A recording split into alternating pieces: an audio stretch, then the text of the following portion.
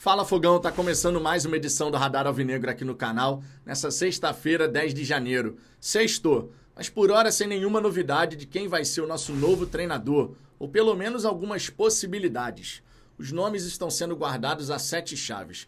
Segundo a jornalista Roberta Barroso, nesse último dia 8, o Botafogo vai fazendo as suas conversas, podendo apresentar uma proposta em 10 dias. No caso, lá por volta do dia 18 de janeiro.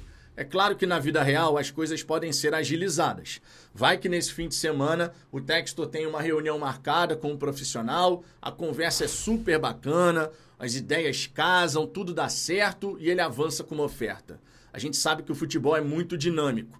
E justamente por isso, inclusive, nesse vídeo daqui, eu quero traçar com vocês alguns cenários possíveis que a gente vai ter pela frente a partir ali do dia 14, data da reapresentação. Inclusive, esse é o primeiro e mais interessante cenário, que na data da reapresentação, 14 de janeiro, a gente já tenha a nova comissão técnica.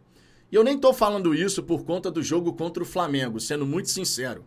Eu quero ganhar a Supercopa, eu quero ganhar a Recopa, mas o meu ponto principal aqui é aproveitar da melhor forma possível a pré-temporada, coisa que no Botafogo tem sido verdadeiramente complicado. Essa é a grande realidade. Eu fico me perguntando quando que a gente vai ter um começo de ano suave. Mesmo depois de vencer Libertadores e Brasileiro, a gente está vivendo um começo aí de temporada tumultuado, né? O extracampo fervilhando, um monte de coisa acontecendo, não tem treinador, a gente ainda está na expectativa pelos reforços. Claro, a janela abriu no dia 3 de janeiro, a gente não pode ficar desesperado, logicamente, mas a gente gostaria de ver já algumas coisas tendo sido decididas, digamos assim. Então vamos colocar aqui, 14 de janeiro, cenário ideal, comissão técnica presente, 2 jogadores. Por que que isso é interessante e importante? É muito fácil de entender. Você vai ter 15 dias de preparação para você poder encarar o Fluminense pelo Campeonato Carioca. Campeonato Carioca não é o campeonato nem de perto, nem de longe, mais importante que a gente vai jogar. Mas é um clássico, primeiro jogo da temporada do time principal. É claro que você ali pode começar a balizar algumas coisas, né? Traçar alguns parâmetros. Só que para isso, você precisaria ter esse novo treinador já trabalhando com os seus atletas.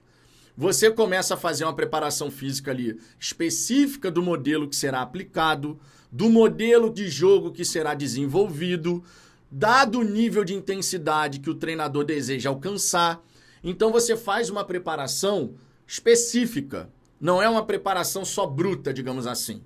Você prepara o time dentro de algo bastante específico, justamente para que à medida que o tempo for passando, esse modelo, essa ideia, ela vai sendo cada vez mais assimilada e bem executada, para que o Botafogo seja bastante competitivo. Começar certo é muito importante. Garante título no fim da temporada? Não, não garante. Mas é claro que você pode potencializar as suas possibilidades, digamos assim.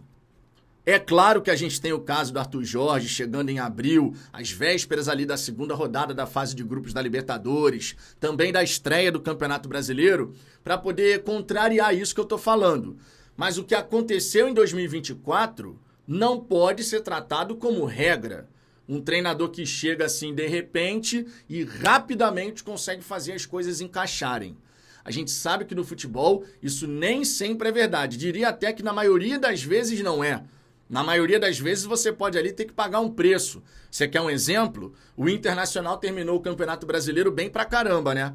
Terminou muito bem, engrenou, emplacou uma sequência de grandes jogos e tal. Mas no começo do Roger Machado, vamos lembrar, o Internacional foi eliminado das competições que estava jogando. Copa do Brasil e Sul-Americana. O Inter rodou desses torneios. Foi o preço que o Inter teve que pagar. Certo? E a gente não quer ver o Botafogo pagando esse preço. No caso de começo de temporada, pegando a nossa realidade, Supercopa do Brasil e Recopa Sul-Americana. Eu entendo que são campeonatos, são troféus que não estão no mesmo peso de uma Libertadores, Brasileiro, Copa do Brasil. Tá numa segunda prateleira aqui.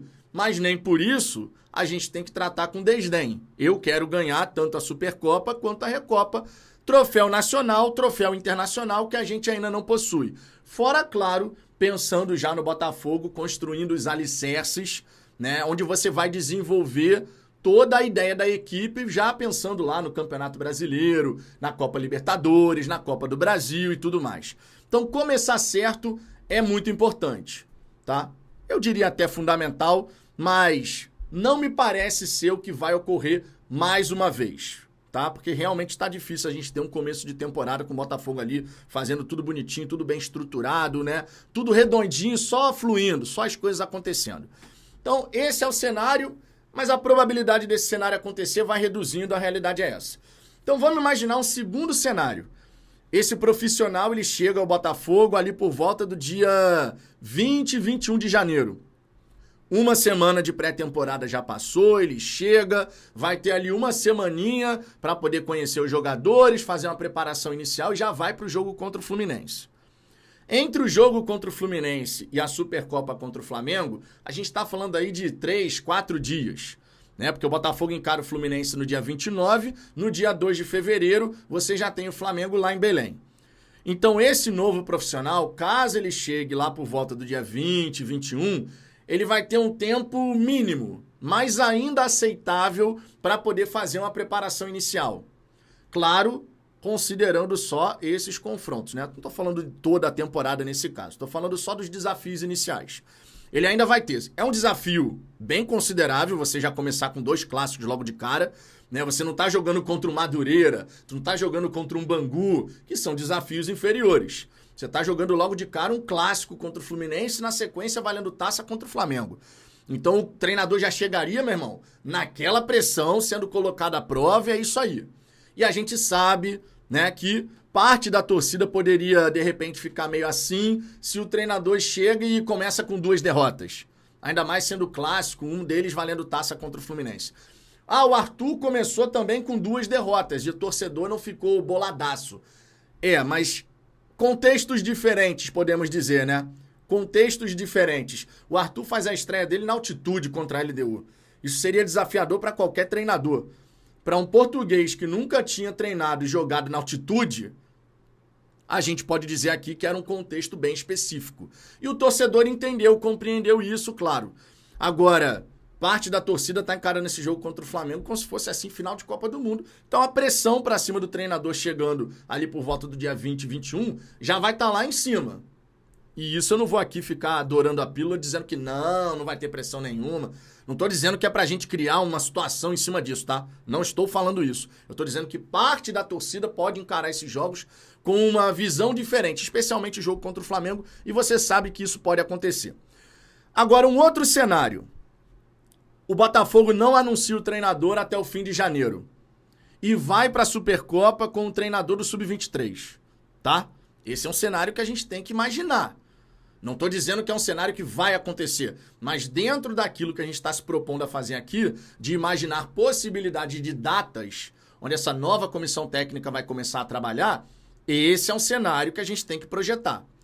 O treinador chega apenas após a decisão da Supercopa do Brasil, justamente para não ter que lidar com essa pressão inicial de tu chega, mal tem tempo para trabalhar e já tem 2 clássicos, já tem decisão contra o Flamengo.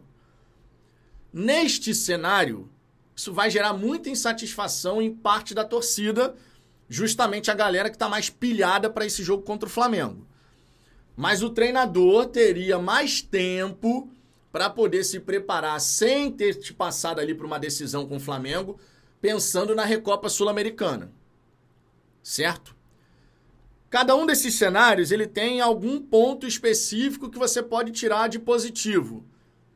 O mais adequado, dia 14. Mas à medida que as datas podem avançar, você tem que pensar assim, se o treinador só chega depois da Supercopa do Brasil, até a Recopa Sul-Americana, se esse treinador de repente chega ali por volta do dia 4, 5 de fevereiro, ele vai ter mais uma vez a chance de ter ali 2 semanas para fazer uma preparação. No meio do caminho vai ter jogo de campeonato carioca e tudo mais, mas é contra os pequenos. Então ali fica muito mais tranquilo de você lidar, né? Você vai colocar o seu time ali em campo, mas contra um time que, sei lá, nem divisão tem, irmão. Então assim, é completamente diferente. Eu imagino que são essas 3 possibilidades no momento. O treinador chega para a reapresentação, a probabilidade disso vai reduzindo a cada hora que passa. O treinador chega ali por volta do dia 20, 21 e ainda tem uma semaninha ali para sua primeira partida, né, importante, que é o clássico contra o Fluminense. A gente quer ganhar para seguir tirando aquela onda com o Fluminense, claro. E você também tem o cenário dele chegar só depois da Supercopa do Brasil, justamente para não ter que lidar com essa pressão de uma decisão contra o nosso maior rival, e você tem tempo pensando na Recopa Sul-Americana. Qual cenário você acredita hoje que é o mais provável de acontecer? Como que você vê essa questão? Tu acredita que vai chegar no dia 14? Tu acredita que chega ali por volta do dia 20, 21? Ou você acredita que só chega depois do dia 2 de fevereiro? Deixa seu comentário aqui embaixo e, claro, se você puder explicar o porquê dessa sua linha de pensamento, é muito bacana, porque isso engrandece aqui a nossa troca de ideias. Na hora do almoço eu vou estar de volta, ali por volta de 1h05 da tarde. Espero vocês por aqui. Por hora é só, tô indo nessa. Beijo no coração. Fui! Valeu!